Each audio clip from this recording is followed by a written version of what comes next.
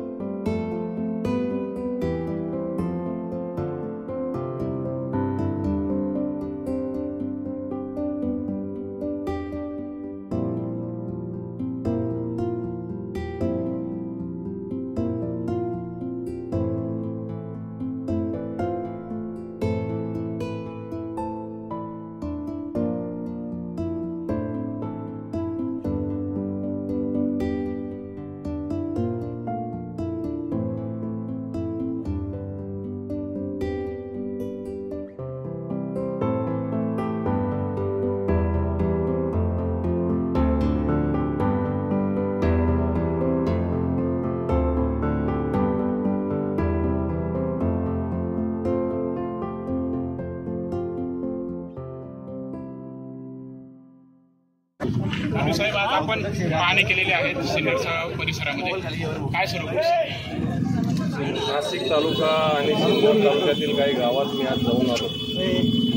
आता सिन्नर शहरामध्ये सुद्धा आहे प्रचंड नुकसान लोकांचं झालेलं आहे, सार्वजनिक मालमत्तेचं झालेलं आहे। पाहिजे तसं प्रशासन प्रभावीपणे काम करत नाही। लोकांना मदतीची गरज आहे, कॅम्प उभा करण्याची गरज आहे, लोकांची जेवणाची गरज आहे, लोकांचे संसार वाहून गेले, व्यापाऱ्यांच्या दुकानातलं सगळं सामान वाहून गेलं। परंतु स्वतःच्या भरोशावर म्हणजे परमेश्वराच्या भरोशावर असे सरकारचा कोणताही इथं विश्वास, सरकारचा कोणताही माणूस या ठिकाणी विश्वास द्यायला तयार नाही। परंतु निश्चित त्या सगळ्या लोकांच्या मागे आम्ही उभे राहून शासकीय ही जी मदत शक्य आहे ती देण्याचा आम्ही प्रयत्न करतो.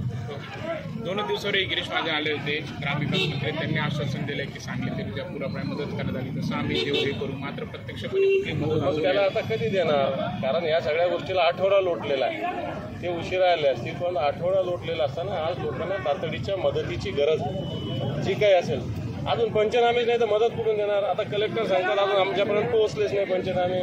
हे तहसील ते कलेक्टर याच प्रोसेसमध्ये पंचनामे. लोकांना भांडेकुंडे वाहून गेली, ताबडतोब पाहिजे. भांडेकुंडेसाठी काय 8 दिवस थांबायचं का?